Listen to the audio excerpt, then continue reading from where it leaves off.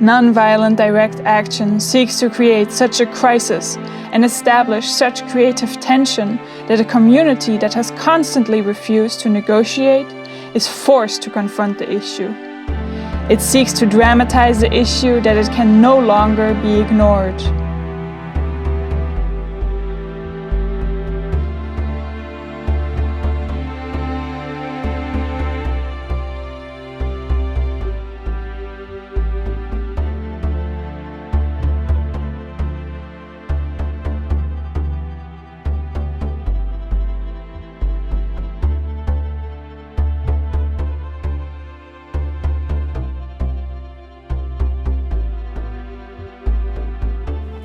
Is there something you want to change in today's society? An injustice that keeps you up at night?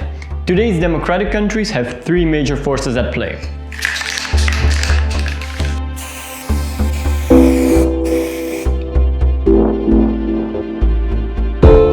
These three forces are the people, politics, and private enterprises. Now, democracy literally means the people rule, but unfortunately that people's power is only recognized during election time. And even then, in a lot of countries, elections continue to be undermined in numerous ways. This is why we need activism. Activism is a way of introducing new factors into the decision-making process of those in power, and not just during election time. Companies say that we should just buy other products in order to fix climate change and pollution. But changing the way we consume doesn't necessarily fix overconsumption. And what if we don't have the capital to let our money speak for us? Politicians say that we should just vote according to our values and they'll handle the rest. I've been living in Belgium for 4 years now and I still cannot vote. Does that mean that my voice shouldn't count even though these decisions affect my everyday life too? The unpleasant reality is that for a substantial amount of people, like minors and refugees, activism is the only path into voicing their opinions. If you're watching this, you probably have some issue that you want to bring under the spotlight yourself. But starting, it can be very difficult. It can be very overwhelming. That's why we break it down to these 5 steps. First things first. Pick an issue that you are very passionate about, because you will be spending a lot of time and effort defending it. Next, start looking into what is causing this issue. Get down to the root of it all. Then you can look into some things that are achievable within a reasonable time frame. Big problems like climate change, for example, can be broken down into smaller ones, like protesting a specific policy or the build of a new factory. Much better. Once you have your topic, start looking around you. Are there other activist groups already working on this issue? Just join them. Activism is such a team effort. You will probably make friends for life. Alternatively, if you have a great group of friends, why not start with them? You can always grow from there. A third option, if you really find yourself alone in this, get out there, make your voice be heard. You will find like-minded people everywhere. Now that you have gathered your team of like-minded people, look into legal, established ways you can make your voices heard. Think of petitions, calling or mailing your elected officials, or attending town hall meetings with large groups. Maybe writing open letters, like we did. It's important to get as many people as possible on board with this. The more people you have, the more significant your comments will look, and the more leverage you will have. Maybe you'll get lucky and you'll succeed at the first time. But if not, don't worry, that's completely normal. This is all about building a good narrative, and it's still very important that you tried those channels, showed that they failed you, and that you thus have a very good reason to organize whatever actions it is you might want to organize in the future. It's important that you gather evidence of people in power ignoring the problem or just simply refusing to act on it. And once you have gathered that evidence, share it with other people. So, you've asked nicely and still haven't been heard. Now is the time to increase the pressure and make those failures from step 2 public. When people realize that your efforts, their pleas are being ignored by lawmakers, they are going to be more willing to take bigger steps, like protesting in the streets, for example. They might even contribute to your movement in more meaningful ways. Keep going. Keep building your movement. Keep organizing and mobilizing people. It's gonna take effort, it's gonna take time, but you have to keep going. Somewhere on the horizon is approaching, something that's gonna cause a huge takeoff. Your movement will snowball into something that cannot be ignored by lawmakers. Tell me what democracy looks like! This is what democracy looks like! Policymakers might still not listen to you. They might just be a bit irritated by the success you've gained. Don't worry, this has happened to some of the most successful action groups of the past. And it can be really shitty, yeah, but push through it. Because that is when the magic starts to happen. Continue to focus on your message, maintain a cohesive narrative, and start focusing more and more on solutions.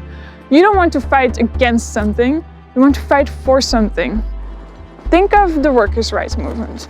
They had the demand of having a set work week with set work hours, and they also really wanted the right to unionize. Or think of the suffragettes with their Vote for All movement. Well, these are remembered because they were defined very clearly and people could relate to them. That's what you are aiming for.